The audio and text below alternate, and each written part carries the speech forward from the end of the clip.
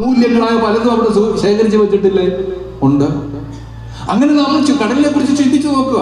കടലിന്റെ ആഴങ്ങളിലേക്ക് നമ്മൾ അറിഞ്ഞു. നമുക്ക് ആഴങ്ങൾ വേണ്ട. ഉപരിപ്ലവമായ ചിന്തകൾ കൊണ്ടാണ് നമ്മൾ ഓരോരുത്തരും നടക്കുന്നത്. ആഴത്തിലേക്ക് നാം ഇറങ്ങി ചെല്ലണം.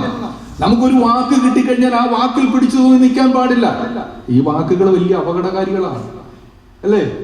വാക്കുകളാണ് ഭയങ്കര അപകടം ഉണ്ടാക്കി തീർക്കുന്നത്. നമ്മുടെ ജീവിതത്തിൽ പോലും നമ്മൾ നമ്മുടെ ഭാര്യയോട് പറയുന്ന വാക്കുകൾ, നമ്മുടെ സുഹൃത്തിനോട് പറയുന്ന വാക്കുകൾ, നമ്മുടെ അച്ഛനോട് പറയുന്ന വാക്കുകൾ, നമ്മുടെ അമ്മയോട് പറയുന്ന വാക്കുകൾ, നമ്മുടെ കുട്ടികളോട് പറയുന്ന വാക്കുകൾ, ഈ വാക്കുകളൊക്കെ ബോംബാണ്, അല്ലേ? വലിയ ബോംബാസ്റ്റിക് പവറാണ് ഇതിനകത്തുള്ളത്. ഇത് ഒരു ജീവിതത്തെ തകർക്കാൻ പോലും ഒരു വാക്ക് മതി.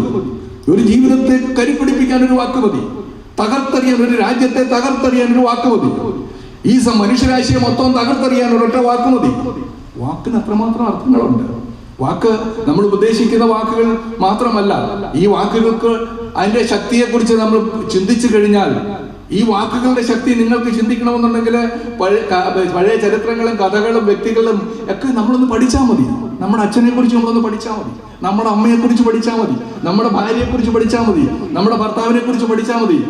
ഈ വാക്കുകൾ ഉണ്ടാക്കി വെച്ചിട്ടുള്ള വിനകൾ,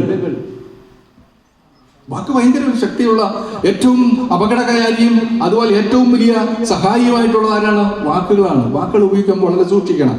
ശ്രീനാരായണ ഗുരു പരമഹംസദേവൻ വാക്കുകൾ ഉപയോഗിച്ചിട്ടുണ്ടെങ്കിൽ അത് ആ ഓരോ വാക്കുകളും ആശയങ്ങളുടെ അഗാധമായ ഗർത്തങ്ങളുണ്ട്, ആഴക്കടലുകളുണ്ട്.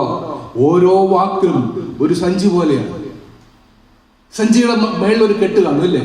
കെട്ടിന്റെ മേളിൽ ഇരിക്കുന്നതാണ് എന്ത്? വാക്കുകൾ. ആ കെട്ടിന്റെ അടിയിൽ എന്താണ്? ഈ വാക്കിന്റെ ആശയങ്ങൾ അതേ ഇങ്ങനെ തൂക്കിയിട്ടിരിക്കുകയാണ്.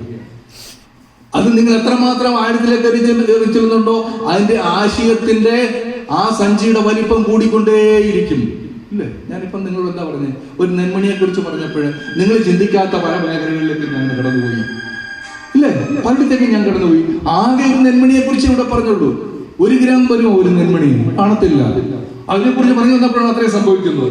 ഇവിടെ നാവികൻ എന്ന് പറയുന്ന വാക്ക് നാം കേൾക്കുമ്പോൾ, ഇന്നിപ്പം നിങ്ങൾ ദൈവദശകം മൊത്തം പഠിക്കണമെന്നൊന്നും ഞാൻ പറയത്തില്ല. ഈ ദൈവദശകത്തിന്റെ ഏകദേശം ഒരു രുചി നിങ്ങൾക്ക് കിട്ടിക്കഴിഞ്ഞാൽ ദൈവദശകം മൊത്തം എന്താണെന്ന് നിങ്ങൾക്ക് അറിയാൻ പറ്റും.